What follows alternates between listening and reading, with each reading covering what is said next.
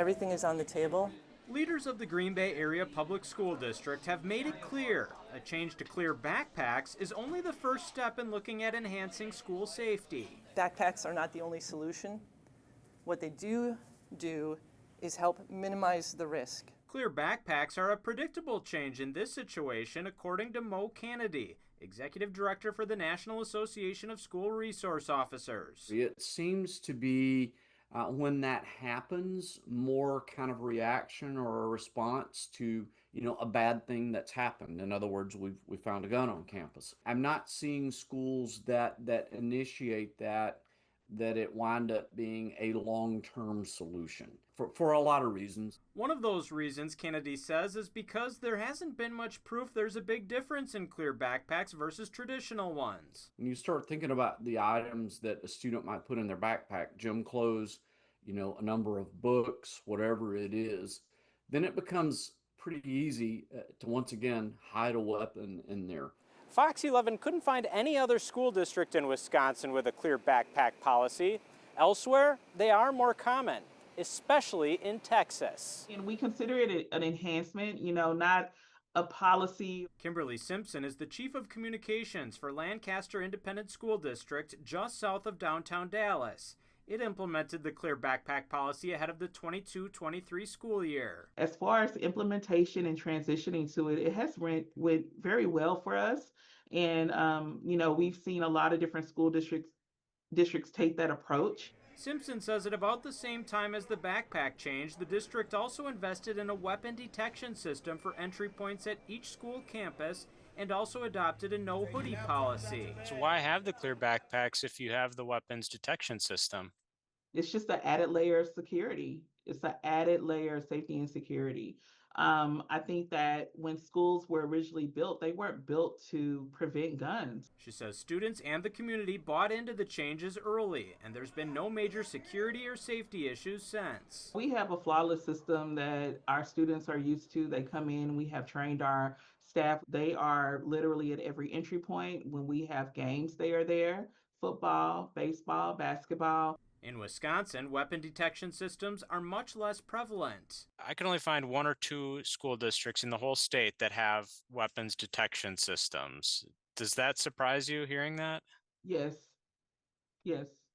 And it surprises me just because of the day and age that we live in. That would absolutely frighten me. A further check found at least 6 districts in Wisconsin have a weapons detection system. That's according to Brandon Peters, a district sales manager for Identisys. The company installs and services Evolve systems, which are the same type of systems you walk through going into many professional sports venues. In the grand scheme of things, when everybody's coming into school on Monday morning at 7 a.m., it's really fast. There's no slowdown, no wait. You're just walking right through. Nope.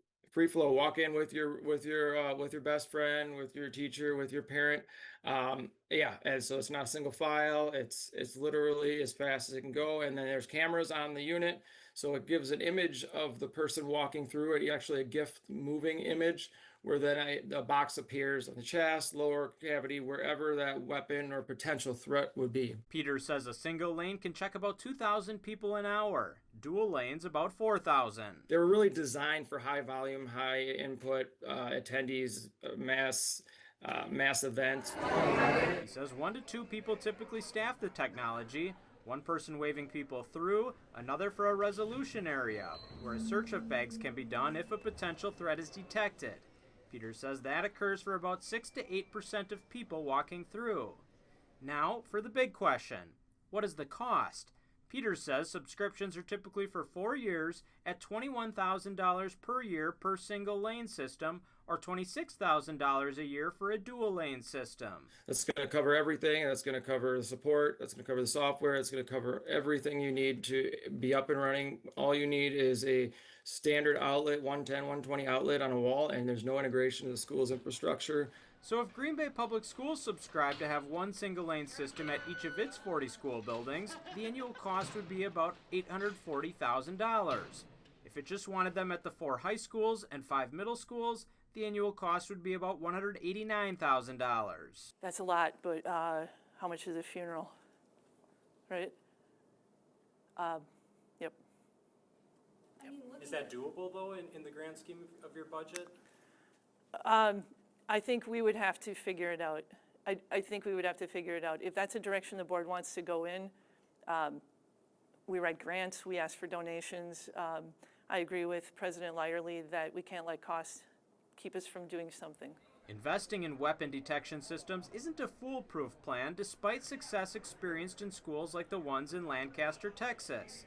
In April 2024, there was a shooting at a Dallas high school that had a metal detector and a clear backpack policy. Since the fall of 2022, the National Association of School Resource Officers has counted 42 instances where a weapon made its way into a school despite the presence of a weapon detection system. In 27 of those cases, the weapon was a gun. However, it appears only 3 times the weapon went through a system undetected, and those were not guns.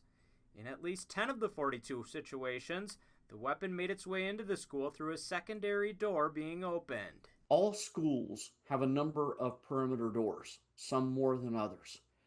If your perimeter doors are not secured all day long and consistently, then you may be creating and setting up a false sense of security with the metal detectors. So everything has to work hand in hand for it to be effective.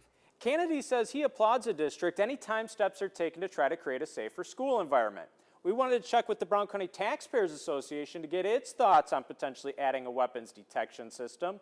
We were told a member will likely comment once the school district lays out all of its options. We'll continue to follow this issue and bring you the latest developments as they happen. For Fox 11 Investigates, I'm Ben Krumholz.